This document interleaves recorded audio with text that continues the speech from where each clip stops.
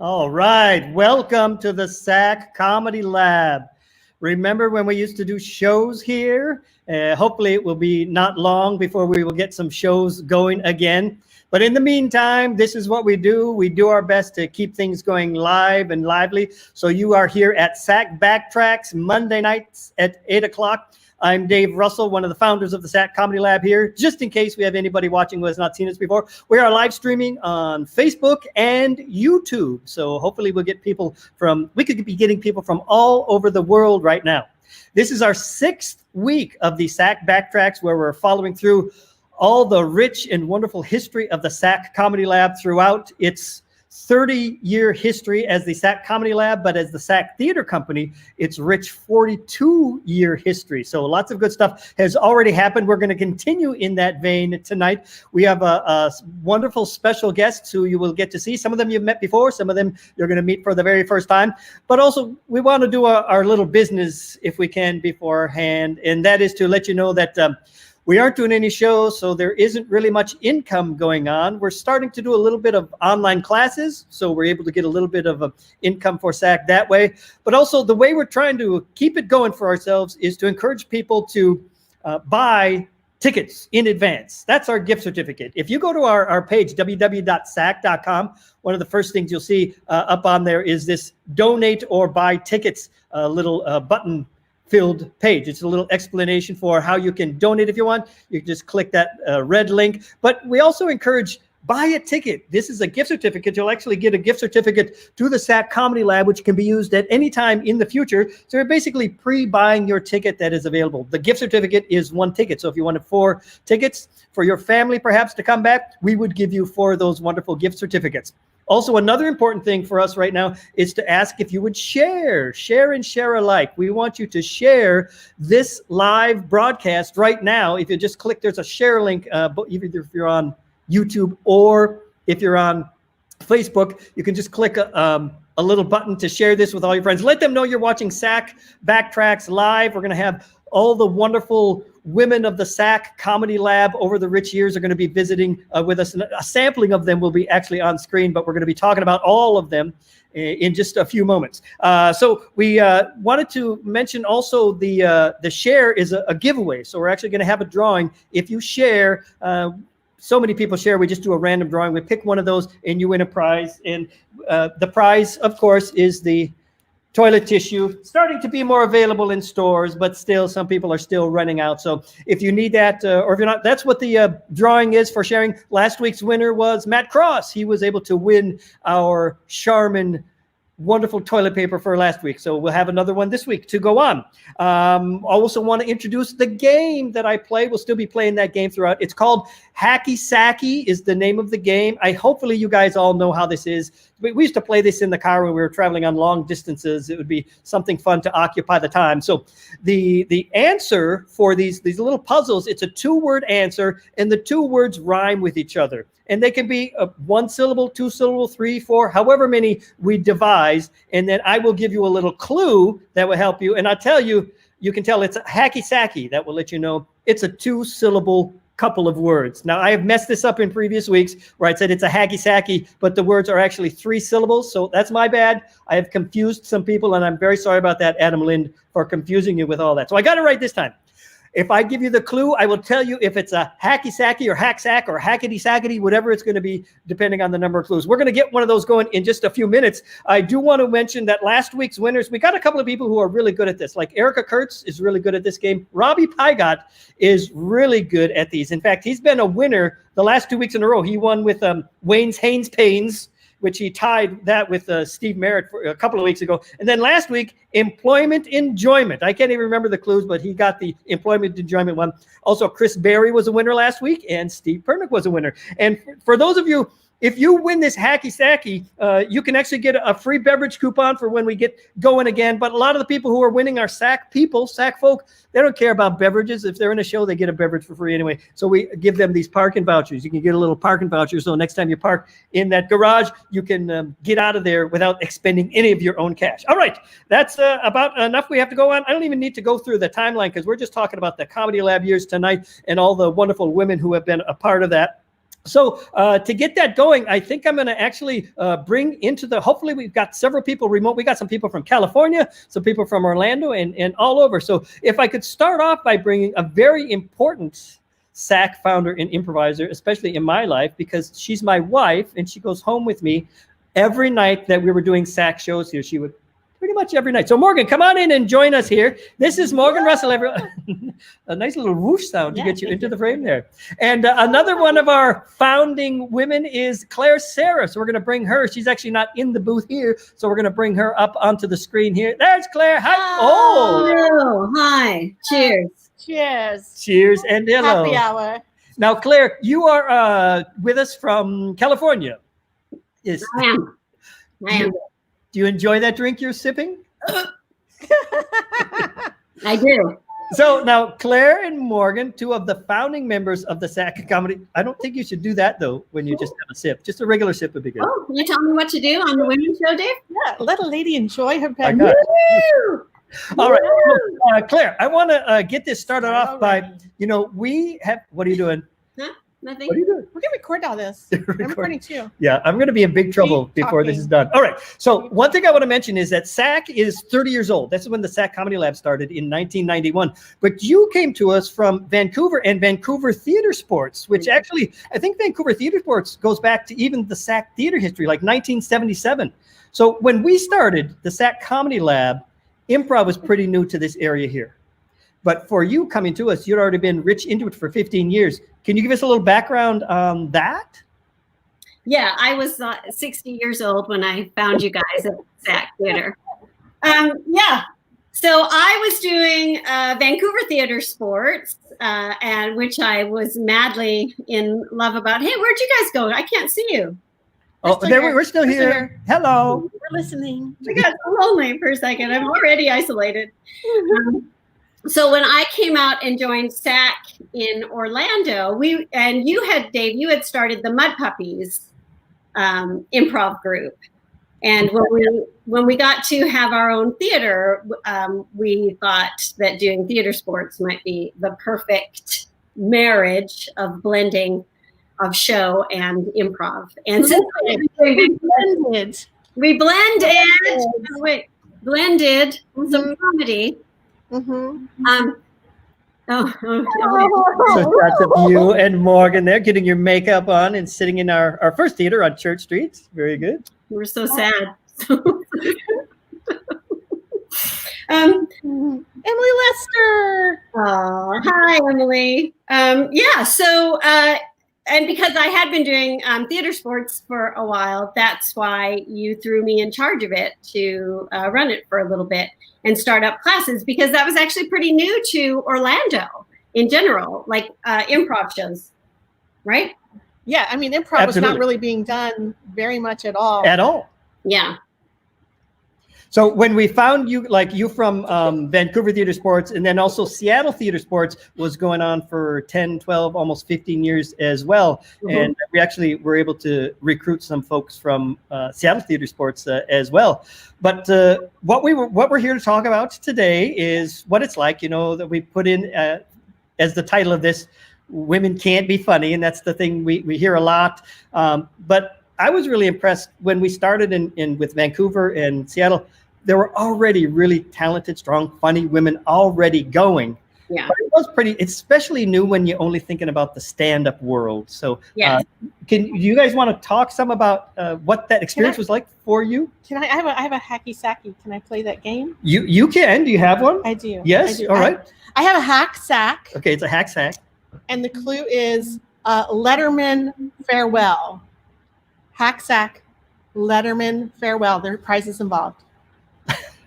Letterman farewell. Okay, we're going to be watching the comments for that, but Letterman farewell is it's just a hack sack, right? Hack sack. Hack sack, one syllable on each of those words. If you can decipher what Letterman farewell is, you can help it out. We'll see. So we'll just continue talking. Hopefully we'll see this come up in a little bit, but for you two, Terry says, I recruited Morgan for SAK because she was funny at the Rollins Theater. And Terry was the first person who I saw do an improv scene.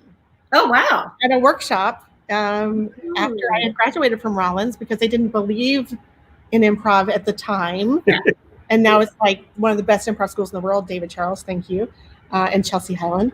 But yeah, Terry he jumped onto the stage and sat down and ate a banana, and I thought it was the most brilliant thing I'd ever seen. It's the best thing that Terry's ever done. Oh, I'm just kidding. Hey, stop that. Steve Pernick, you have got it. Dave, wave. Dave, wave. Dave, wave. All right. Everybody wave. Is that my goodbye? Bye, Dave. Oh my God. Bye, Dave. All Bye, right. Dave. Dave, Bye, wave. I'll do some Bye. hacky saggies in the comments so we can keep this going. All right. Bye. Thank you. Bye. Bye. All right. So, Yeah. all right. Okay. Yeah, so we had been talking a little bit earlier, Morgan. Actually, I want to say before I get off Vancouver Theatre Sports, because I watched Denny Williams, and Lori Dungy do improv on stage in Vancouver that I thought, oh my God, I can do that too. Because sometimes you need to see someone like you know, like actually doing it on stage. I mean, you could tell yourself, of course I could do it, but it took for me like seeing a woman doing it on stage that made me able to feel brave enough to do it. Yeah, and you were the woman I saw doing it on stage. Yeah. But also, we were talking about this, and like all the women, like the strong women of SAK theater before the Comedy Lab. So like Burnell and Diana and Rhonda and Lisa and Yes. like really strong, funny women. That it is like a credit to SAK in general, SAK from the beginning and SAK Comedy Lab from our years and continuing, because the female presence was welcomed and respected, that's part of the reason it's going so strong today. I mean, I think that's really a testament to it.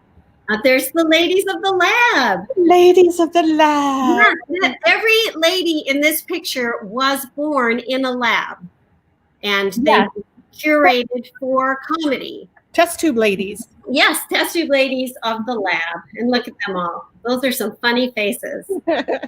So when we started improv at SAK back in '91, and we started doing theater sports in particular, I dragged you, I forced you up onto the stage because we were the only two females at that time.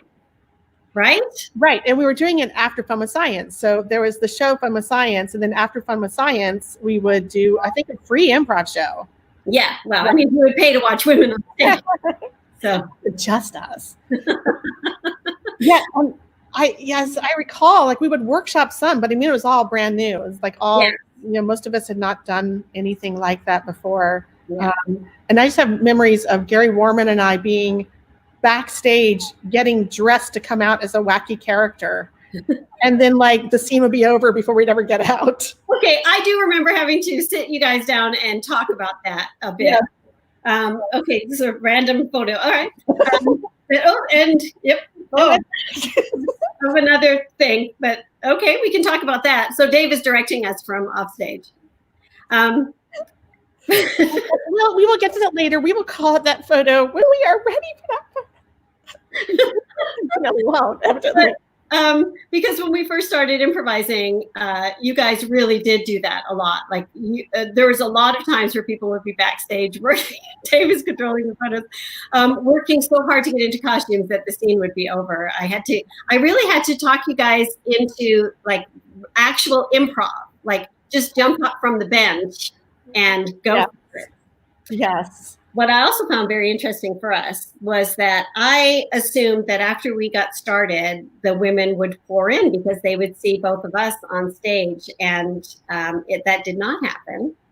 No. And so you and I decided that, and then the few times that we would sort of work women in, they wouldn't get a word in, right? During scenes. And so you and I decided to do a femprov class.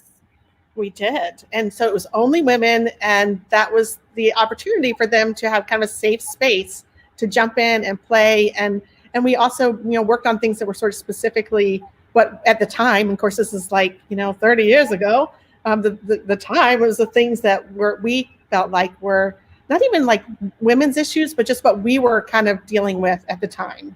And still in the 90s, there were very few. I can't think of any female stand-ups I mean, Ellen DeGeneres is probably just getting started. Elaine Boozler.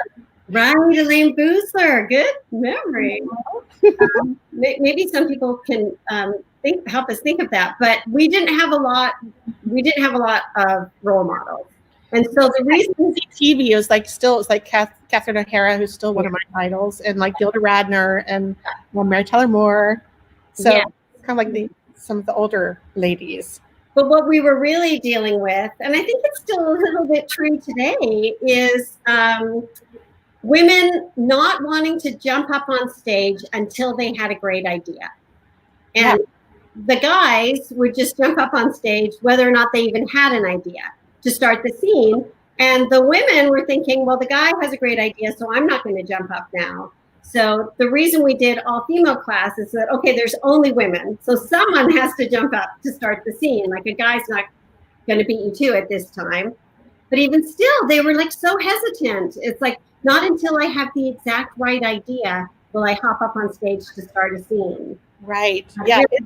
It's like that statistic about how women negotiate. I don't know if this is still true, but for a while it was that, you know, how men negotiated traditionally was sort of like they would say what they wanted. Yes. And go from there. And women would wait to sort of see what everybody else said and then see where what they wanted fit in. Yes. Yeah. Women, well, do you have our improv syllabus? Yeah. But Dave's controlling it. So and we love to tease our men, but I will say over and over that our guys were pretty great. I mean, it was like a different cultural time, you know, and we all had to train each other out of the sort of mores of that era. But Dave, would you bring up our Femprov syllabi labellus? We don't have our actual syllabuses, but we would always do comedy syllabuses as well as serious. So we tried to recreate as much as we could from it. And if those of you who took the class remember other things that we've left out, please throw it into the chat. But, you know, we did a whole section on, hey, mom, that's your cue. Yeah, that was pretty much it. Anytime a guy on stage said, hey, mom, you would come on and do your 3 mom lines and then get out. So the comedy could happen. Which is so cool because now, like my daughter's doing improv classes at SAK, and you know it's so cool because now with the women, that's really not the way it is anymore. I feel like that is something that's really dramatically different from how it was when we started. But Claire, tell your story about being thrust into a feminine. Oh, no. Oh, that is. I've lost you again. Dave, can I have more? This was. I'm always here. Yeah, I know you are here in my heart. You'll be in my heart. So, well, this was late. You know, and again, the guys that we worked with, they were great, and they were trying to deal with the same stuff that we were dealing with. You know, we were all trying to kind of figure this out together, but really bad periods. Women have periods. During that period. No, go on.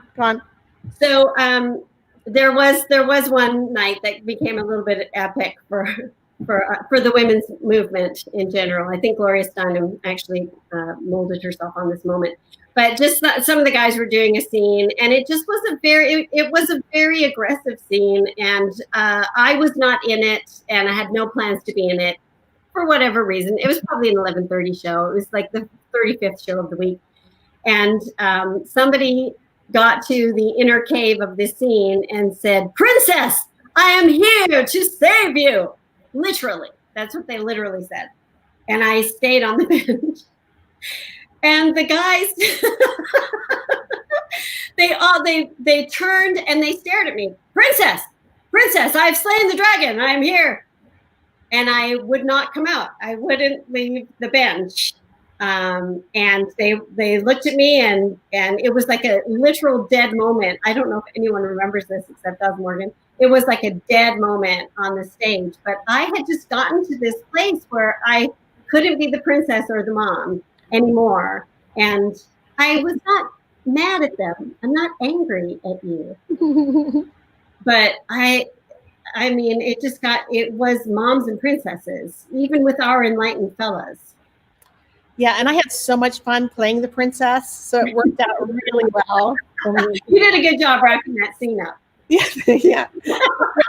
When you're saying that, like, you weren't mad, but like what I remember is the post-mortem, how mad some of the guys were at you. Yeah, they were mad at me. They were mad at me. As though one of them couldn't play the princess either.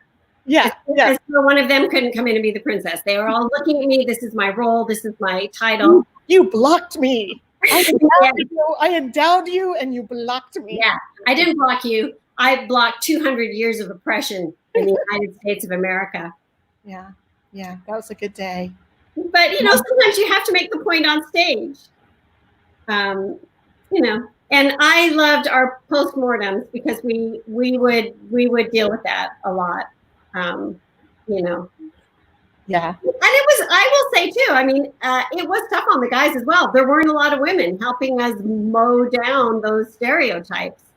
So again, we did a FemProv class to have a place where women could feel comfortable learning how to step out with abandon, you know, how to drop, like not worry about how they looked or how they were coming across. And because there are certainly things that the audience too, I mean, we were also training an audience. The audience was very uncomfortable with some of the things that, you know, as women, like we would talk about this in class too. The audience loved the men when they would act like women, but they didn't really love it when the women would act like men. They did not. And they didn't love it when we kissed each other. No, they didn't. And when the guys kissed each other. Yeah, it was so unfair. And yeah, and again, it would like I remember we did kiss, you know. Oh, I remember too. It was so fun.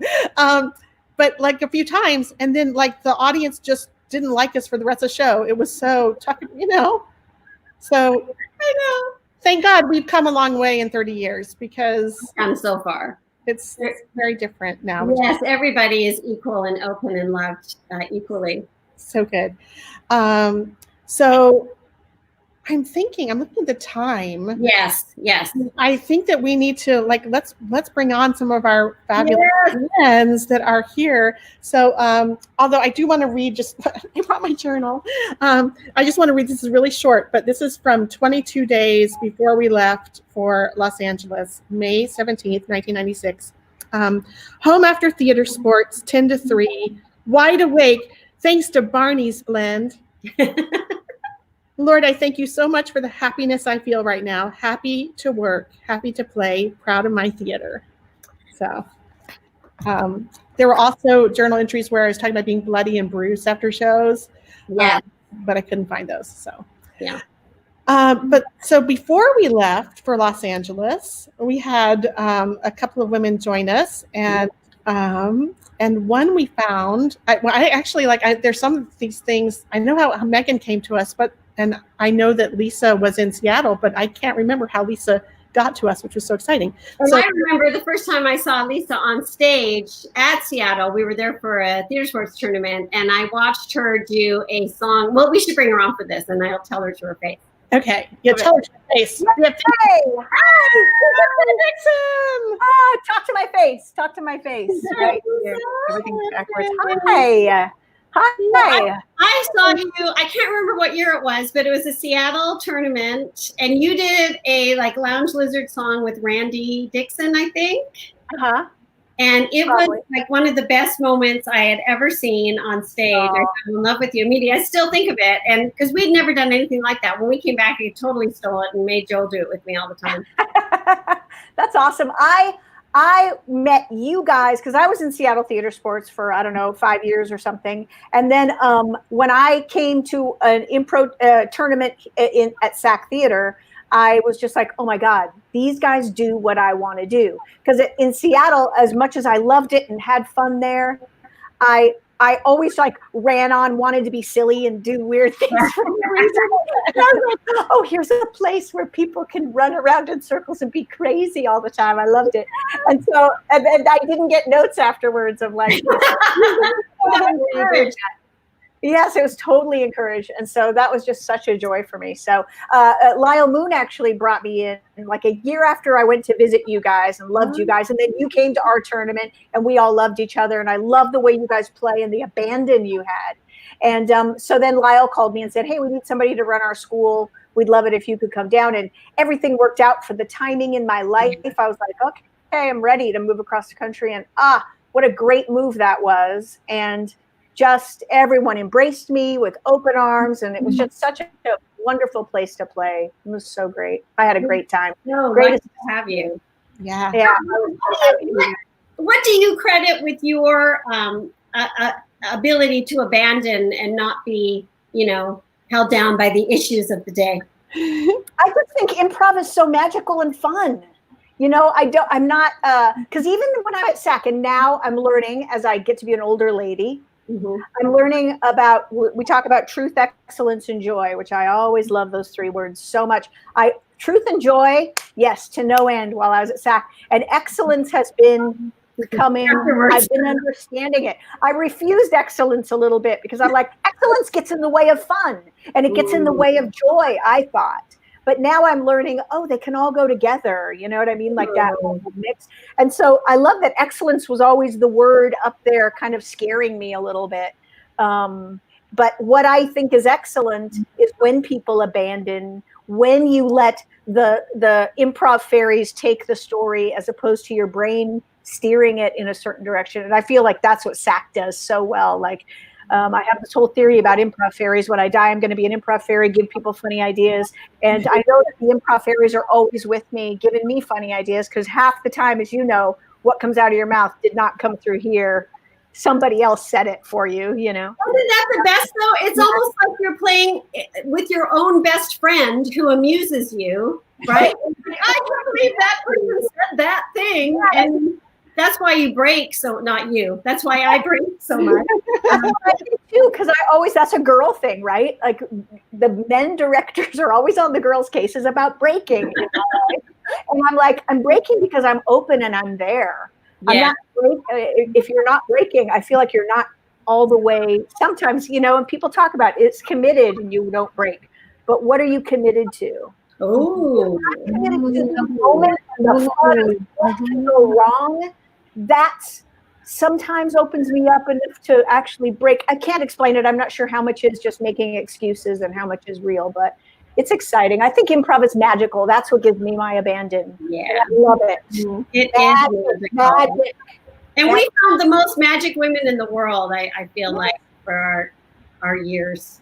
Yes. And of course, we should do a plug for Lisa's current improv. Yeah. Impro Theater, which does excellence. Yeah, improtheater.com. Yeah, they're teaching me about excellence and with fun, and so open to blending the two together. And we've had fun doing Zoom shows. So come check us out on impro.com. It's on stuff on Twitch. It's fun. So you can watch it for 2 weeks. We do all sorts of. Yeah, they're awesome. They're wonderful. All sorts of things. So there you go. So anyway, delightful. And you guys, thank you. I loved what you guys were already saying. It got me so excited. Yeah, it's so much fun to think about. Really, we could do like an improvathon just talking about what it was like to be, especially a woman in the 90s. Although I'm also excited to hear the girls today, because I'm sure there's still, we're still working all this stuff out. Yeah. And then that without even having, like, if there is no male issues at all, which in some shows there are not, in some spaces there are not. There's still like the issue of being a woman doing an improv, like without it being a baggagey thing, just what it means to have the female hormones be a female person doing improv. Yes. Well, and when I was in a all-female group when I first came out to LA, I learned that when women are together, we all want to hold hands and be in a circle and sing songs as opposed to necessarily punching each other and trying to each do whatever, which is fun too. Yes. But you have to accept that we are women and we do things differently, and we want to do things differently. Yeah. We want to join each other. I want to bring Morgan and Claire with me on stage and dance in a circle and do a weird song. Yeah. That's fun for me. Yeah. Completely. Ready. An awesome lady. Can we bring up the Improv Women tournament? The picture of the beach, Dave? Yeah. Oh, is that what that was? Oh, now you need that picture from Dave. Now. I think Josh Blom is saying that he slept with all of us. Is that what's happening? Great. Yeah, we all slept with Josh Blom, I believe. Yeah, I'll come right out. Perfect. Okay, great. So never mind. Well, so let's bring Megan out. So we Megan! also Her. She's drunk. She is No. Hi. It's good. I know. Cheers. just want to have fun. I know. I have COVID hair and I'm wearing a bow. But this has been so much fun. Everything that I was thinking I would talk about it's nice to hear that I was not the only one. Who are your heroes, Megan? Not us, of course. Of course not. No, that you were. It's like you said, you had to go way back because there was no Tina Fey or Amy Poehler. So it was Carol Burnett was probably my biggest one, and Lily Tomlin. But yeah, otherwise not that. Yes, of course. But I was gonna say when I saw you guys, I thought, what you guys? Do you hear me? When I saw you ladies, I thought, oh, cool. And I never forget that Claire came on and she was starting the scene. I was like, wow, she's gonna start. She's a girl, so I don't know. And you were very serious, and you said something to the effect of, Marshall, did you take my buttons? And I was like, oh, I love this. I need to do this. And I did because it was so simple. When I started Comedy Sports, everything, we were new and we were just like, quick, get the fire and put it out with and everything was panic. And that was so simple. So then I took the FemProv class with you guys and I adored it. And I actually inherited it and wound up teaching FemProv. And kind of by accident, one day I asked some of the guys from the ensemble to come in and maybe do a little improv so the women could watch. But by accident, the powers that be had me say, hey, the guys are going to come in. We're going to watch them. And at any given time, I just want you to raise your hand and look at me and nod. And I'll nod back. Just do it intermittently. And we did it. And afterward, I was like, how'd that feel, guys? And they were like, I didn't like it. We were so worried about what you were thinking about. And I was like, oh, that's exactly what the woman problem is that we worry so much and we shouldn't look ugly or be bitchy. That's so smart. Yeah, but that reminded me, it was an accident. We made Jonathan come in to FemProv one week and do the props. Yes. Oh. He could only be the props in the scene. Yes. And make sure that he was a cow. I love it. Where do you place your hand for the udder? Well, didn't we do a whole class on that? Like when you're playing a cow, where you put your hand for the udder. Oh. Stomach. Yes. Well, I do stomach. That the boys would often do the udder for you. They would take your hand. I had this experience and it put it right on up. And it was so you learn quickly. Okay, I got it next time. I know where it goes. Wow. I remember I won't mention their names. I won't mention Eric and Derek's names, but they were they came to a tournament, a theater sports tournament, and it was like my first time in ensemble. And I mentioned I'm pretty new to the ensemble, and I saw their faces just collapse. And I was like, I wonder what that was about. And then every time I came on stage, they shot me dead immediately. I would say one sentence and boom, dead. And I was like, well, I have to yes and, so I better die. And I got people so frustrated that the next time they shot me, like you said, Lisa, it wasn't my idea. Like it came up from somewhere, but I became a ghost that they couldn't kill. And it was the best moment. Nice. I felt very Claire and Morgan at that time. That's great. There's some memory shots. Aww. Where are my There clothes? they are. Wow, Morgan. Yeah. What's happening? I was imitating my husband.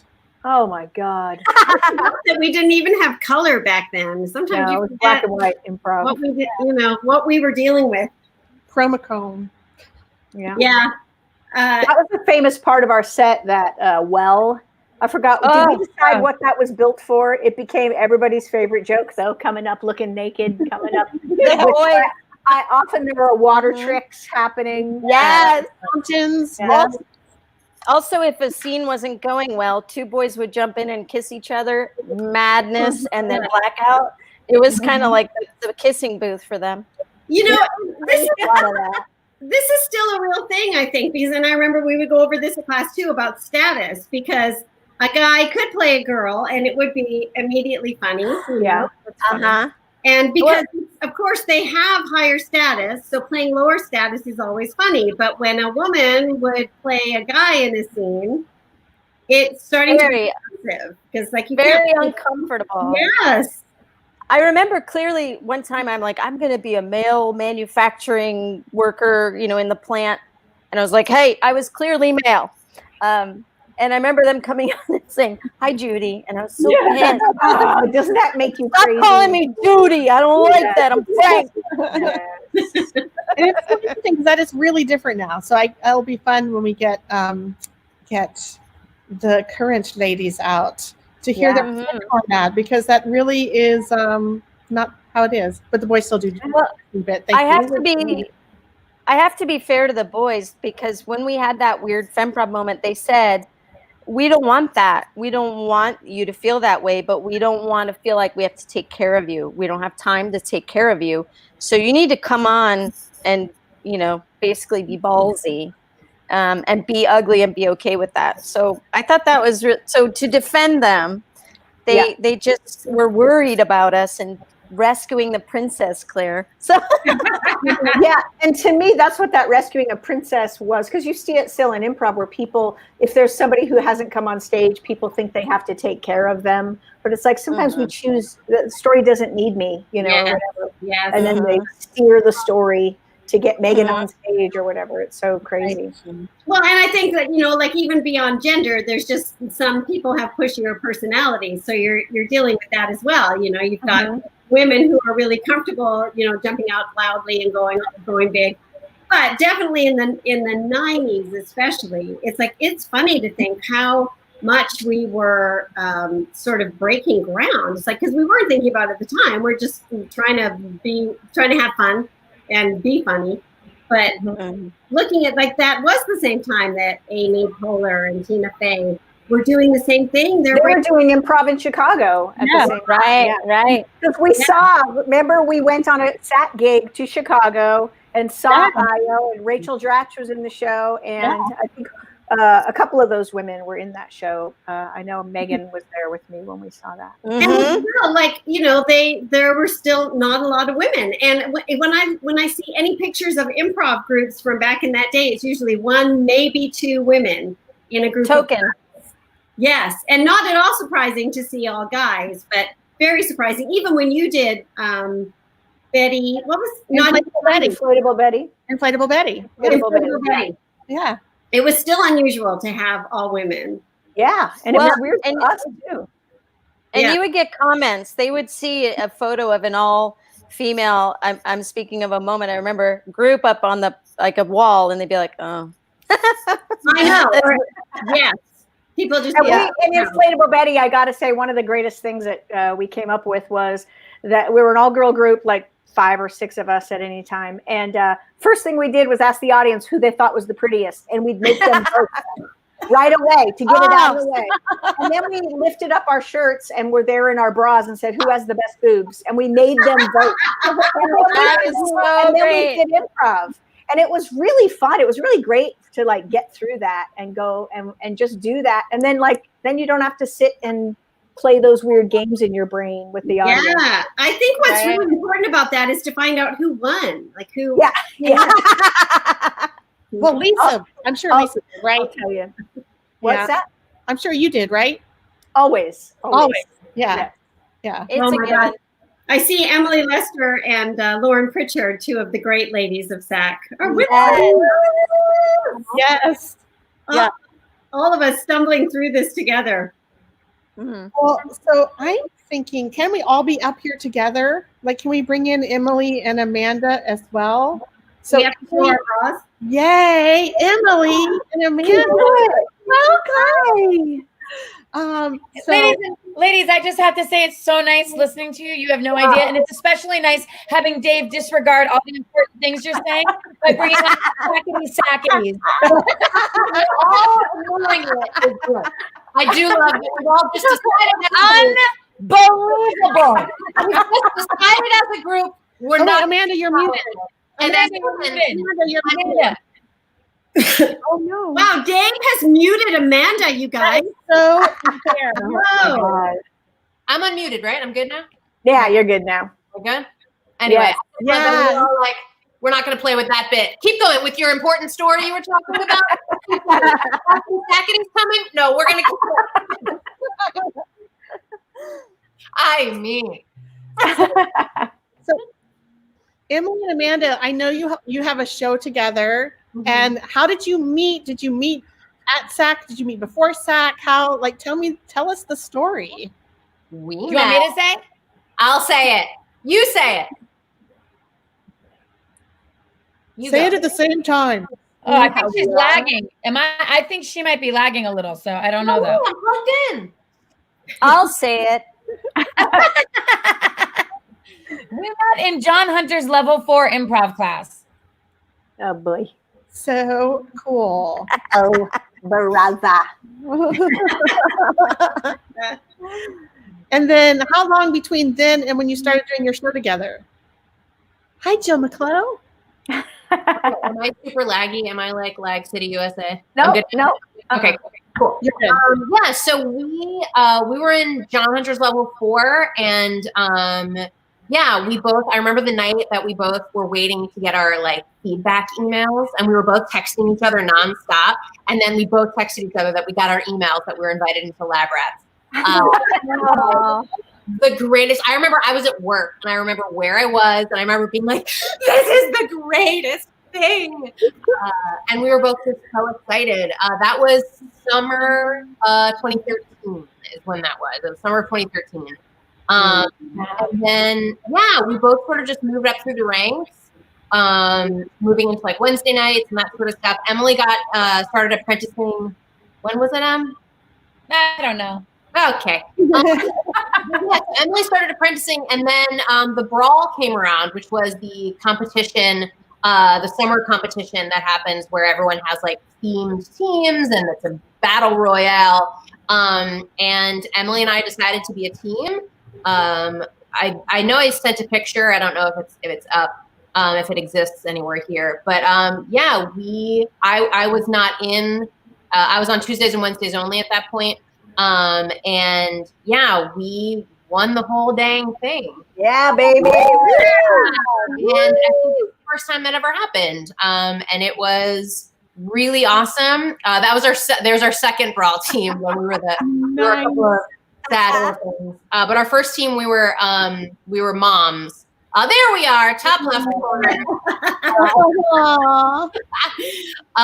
Yeah, and then that's kind of where we realized that maybe there was some magic between us. And from there, that's when I started apprenticing after that.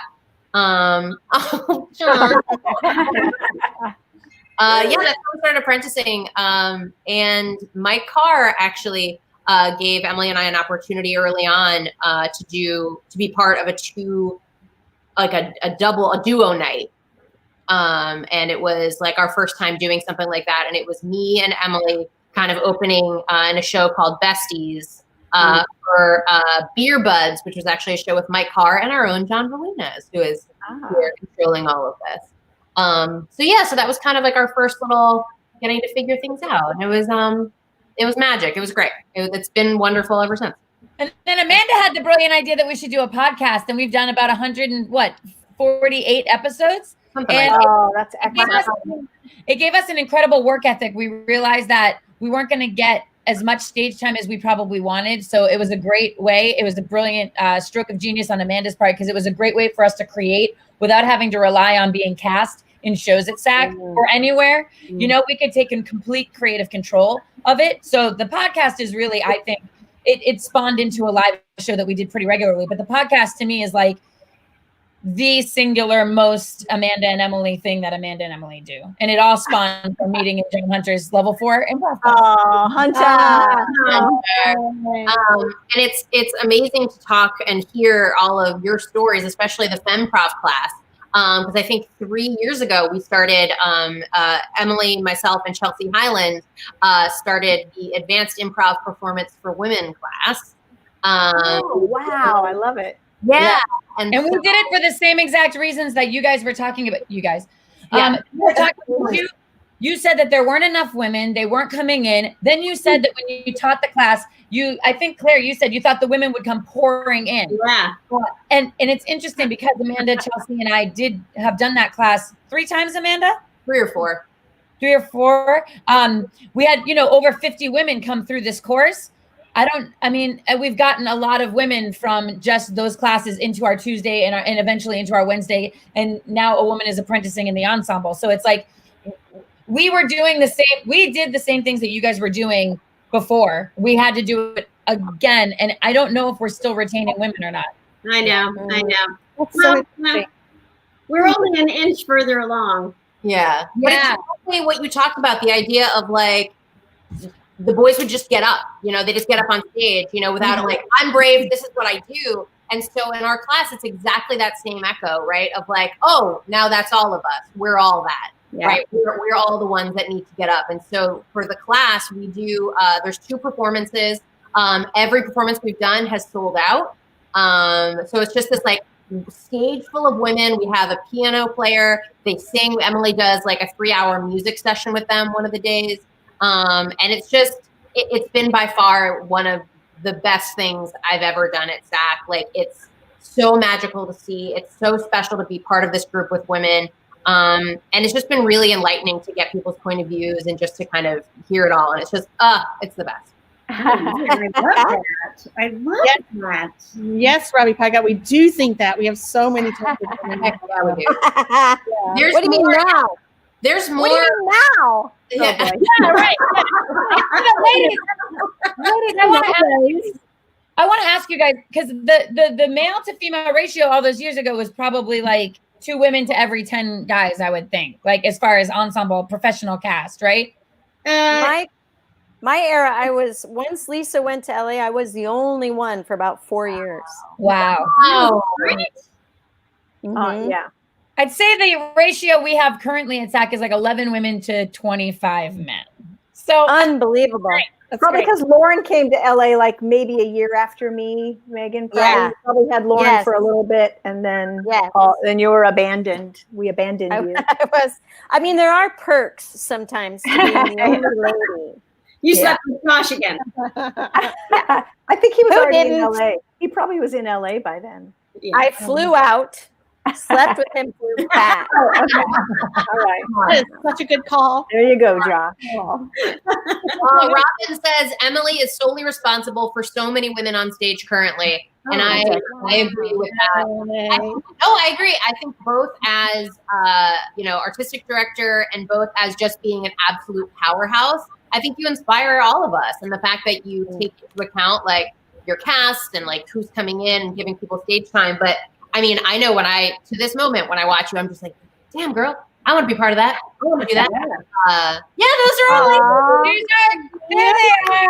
Awesome. I love them so much. Oh, I want to smooch all their faces. That's amazing. I'd like to say one more thing. I believe that Dave was putting pictures up haphazardly when you didn't need him to, yet the one moment you were calling upon Dave to have a picture put up, he was out of the room. Is that Princess? That did happen. Yeah. Oh, and Chelsea is totally right. She said that David did Hustling with Gorilla Cast. Yeah, the Gorilla Cast is more women than men. There are more women in the cast in the Gorilla Show than men. So That's awesome. David, You're definitely doing something. heck yeah, David Carlos is a kick-ass feminist. Yeah, he Fake is. news. It's fake news. It can't be real. It's true. It's amazing. Almost always that show is like 3 ladies. Like he struggles to make it not like 3 ladies and 1 guy. So I love hearing this. yeah, it's awesome. It's super great. But like I said, it's pretty amazing hearing all of your stories and hearing those moments of being like, oh, I'm not coming on stage if you're calling me a princess. No, I'm not gonna. That's delightful. Like I love that. Yes. That's something that you were brave enough to do. Yeah, you have to block. I know one time, was it you, Lisa? I can't remember, but they said, "Mom," and whoever it was came in and said, "Mom's not here. What do you want?" You know, I was like, oh, I hope that was me. I would love that. But that's what you had to do. We would break that all the time, block, just so we Well, could. and you guys touched on it too. It's because we have such a good culture and we can go do that post-mortem afterwards. Yeah. And it's not personal. And that's when I think people have problems in improv, when they start thinking things are personal. And it's like, no, it's not. We all love each other and we know that we're in it for the best reasons. And we all love the magic, whether, you know, some nights we might go a little nuts and people don't love it or whatever, you know, but we all love each other always at SAK. I always felt that. And so it was never like a bitter thing or a. That's right. That's right. I think too, it's like it's always sort of walking that line between some issues are a personality issue. It's not really male or female. And so trying not to fall into gender. No, she's not. No, she's not. I'm here. You're not alone. I'm never alone. I got all these women behind me. That's right. But I think that the testament to SAK specifically is I've gone to a lot of theaters, and VTSL, Vancouver Theater Sports, is like my having spent some time there, the greatest place in the world, second to SAK. But I do think because this theater has existed born out of those relationships, it's not you all like had to bond together and really like muddle through any difficulty to make something like an improv comedy theater sustain in an economic climate in any time like it. I mean, it's nuts that this theater has gone on this long, and I think it's because, like you said, Lisa, you all love each other. I think that's the thing about SAK. As frustrated as I am, any of my relationships with any of the performers I play with, any of our front of the house, anything. We always start our sentences by saying, I love so-and-so, but because they drive you crazy. Love each other. I've never been in an industry. I've never been in any other element of the entertainment industry where that was so ingrained in the culture of the theater company. So I attest that to everyone like you guys that just kind of maintain that feeling of like love. And I think that's why this theater is so amazing. Well, again, I think that started with the original SAK Theater, like theater company. And then I also think that the fact that Claire was the director of theater sports, I think that made a huge impact because she was like, when she was refusing to be the princess, it wasn't only just Claire the improviser, it was Claire the director. And so she was leading us in how you play. How do you do this? How do we do this improv for an audience? And this is we wanted to do SAK because we wanted to have an audience that was our audience. We weren't just performing at Disney for somebody else's audience. We had our audience.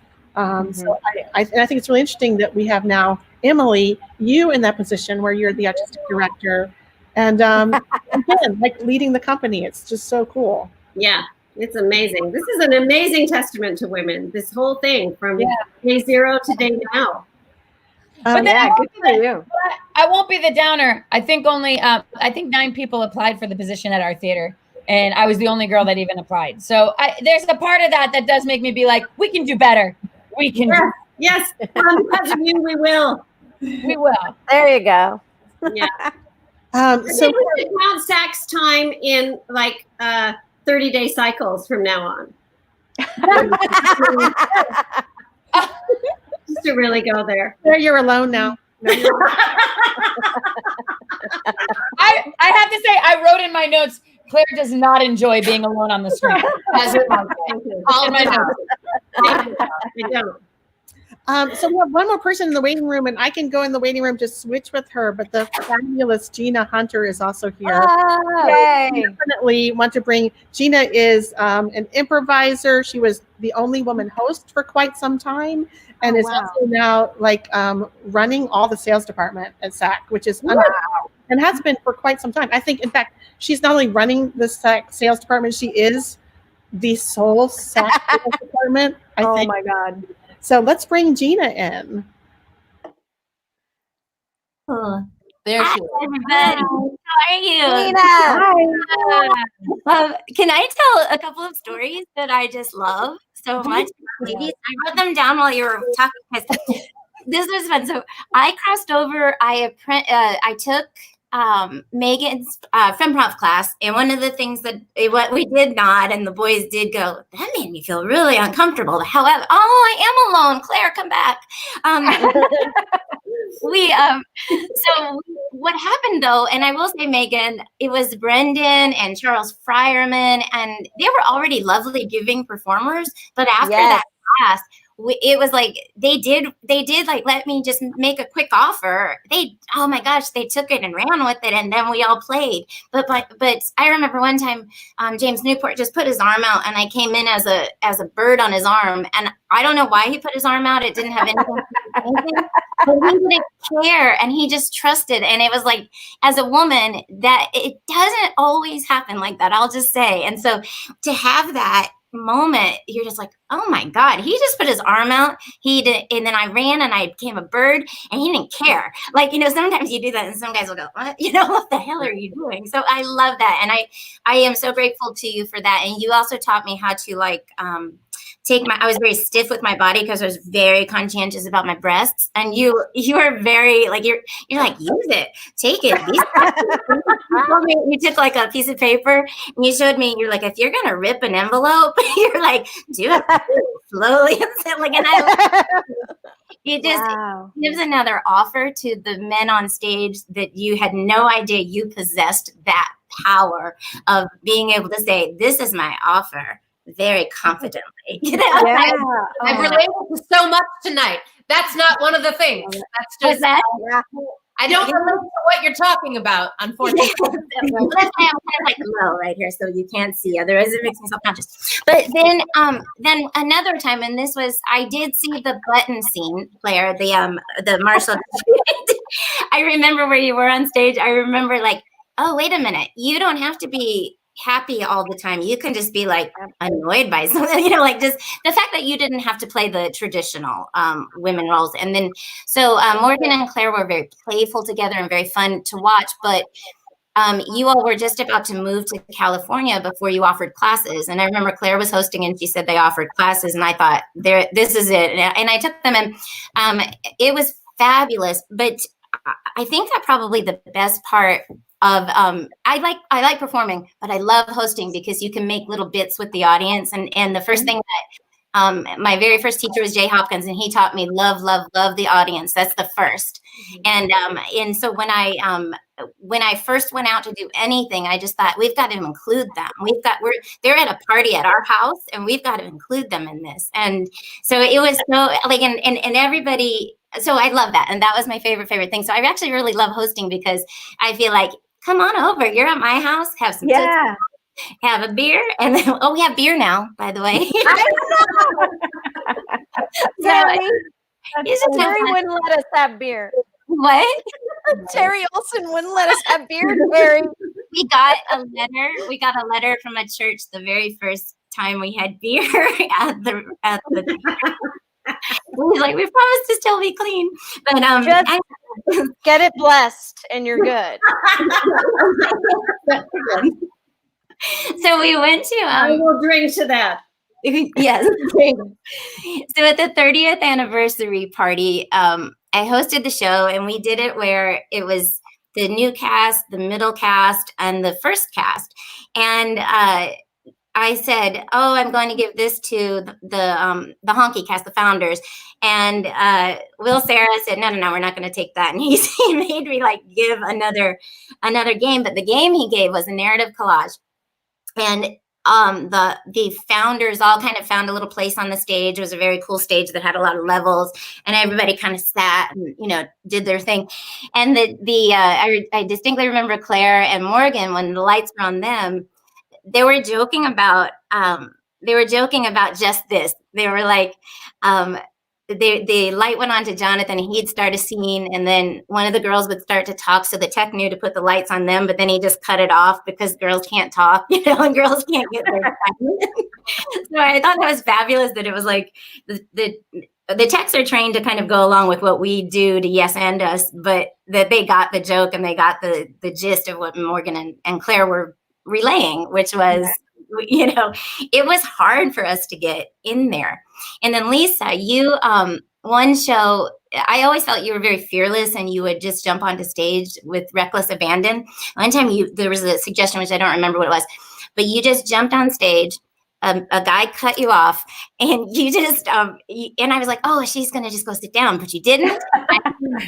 You were like, you planted a seed in the ground and you sat there and watched it grow while the whole scene happened over here. You never, ever, like, you were so invested in this beautiful seed and you loved your little plant that was growing because you wanted to own like why you came out on stage. And I was, oh, good. It was, yeah, it was impactful because you're good at that. You're great at that, Lisa. Yeah, and you steal the focus. Also, that's Gina, great. I think hosting is really, really hard. It's really hard to be a good host. You shape the whole show as a host, and I was always impressed that you jumped into hosting. Because I'd be like, oh, you want me to host? All right. I was impressed. Thank you. Yeah, one of my favorite moments was a hosting moment at SAK. Like, hosting is an important thing. Like, people think it's just like, I don't know, some kind of side gig. But one time we had super drunk people at the 11:30 show. And you know how usually people, it's so easy to go, those stupid people, blah, blah, blah, and be mad at them and not want to do the show. But they were just drunk. And I stopped the show. I made Michael Plain put a spotlight on my face. And I said, hey, these are all my best friends. And I love them all. Or something like that. And it was like this, again, it was when a fairy was talking through me. It wasn't my idea. Yeah. But I said something wonderful and calmed down the whole house. And the rest of the class, the rest of the whole audience just cheered because they were all mad at those people too. And it was such a beautiful moment. Most people weren't even mad. They came and talked to me after the show and said, hey, we're sorry. And that was so great. That it was just like a mom telling her kids like, hey, this is an important moment. You're fucking it up. You're screwing it up. Sorry, can I get bleeped? No. But hosting is the gig, man. Yeah. It's important. Lisa, I love that you're the heart and the mom, and then also you would belch like a fully grown man. Yeah, I went away.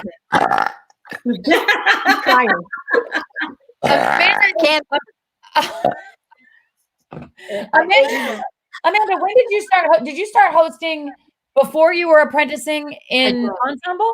Yeah. They did actually in like 2014 or something. There was like a host audition sort of thing.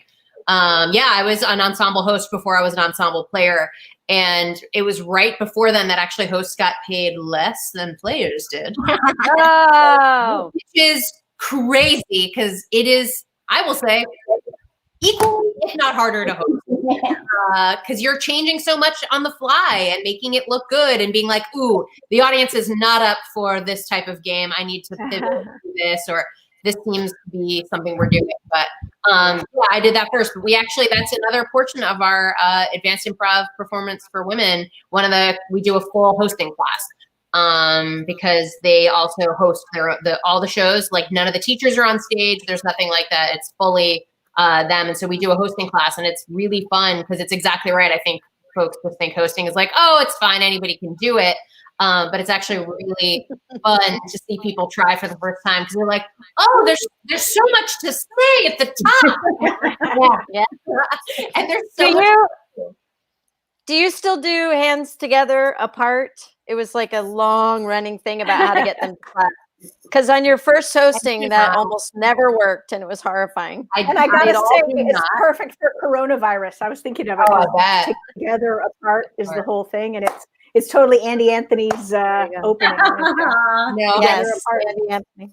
I think every host has their own sort of we all have an element that is get them involved and excited and yelling. I think some folks do that. I do not because I am not good at remembering how to do it. Right. So I do other things. It hurts. I can attest to though, Chris Stinger still doing it every time I've seen him. Still doing it. Does it. Yep. Still doing it. I wish I could play with you too. That's what I was thinking while I was listening to all of you talking and seeing how I had underestimated how much of the same point of view and similar experience we've had.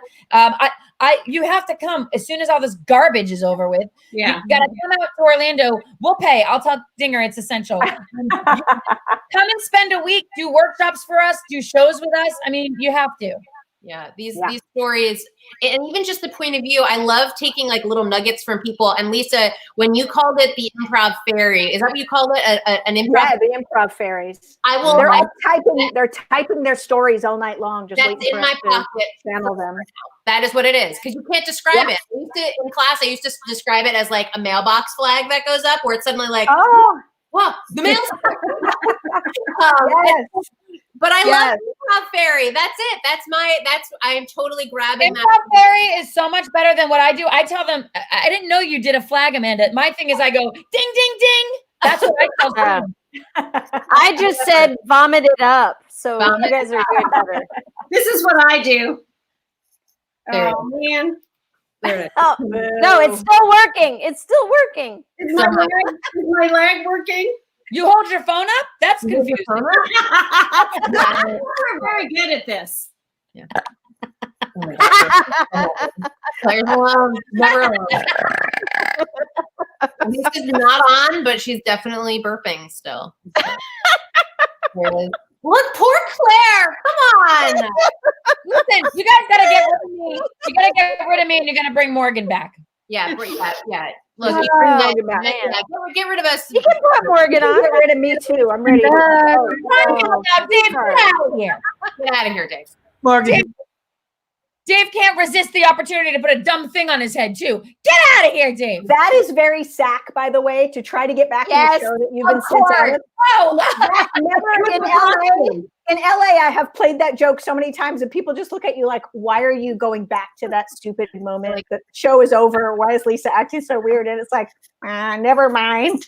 Shame. Lisa, I call it my signature move. Yeah, all the time. I love that game. I love trying to get that game. I know Morgan's going to wrap us up, but not to speak for current SAK or our folks or anything, but a huge, genuine thank you to all of you ladies for not only coming and talking tonight and telling your stories, but for doing the dang thing. For actually being there. You made way for all of us. And SAK is a place that right now I'm pretty okay, except for the fact that I can't be at SAK. Like that is the one thing that continues to get me in my heart of being quarantined. You are now. You're here right now. And we are SAK. I feel like I'm there. So thank you, ladies, for making SAK a beautiful place, and we will continue to try to carry that torch and make this place great. Thank you. So, Thank That's you for carrying the awesome. torch. Thank you. Thank you for teaching the children. Yeah. And I also want to say this is going to be a little serious moment for a second, but I do the sales department now. And I can't tell you how much improv I use with that. I just get on the phone with someone and I just listen and I wait for them to tell me what it is they're celebrating or what they want to get out of it.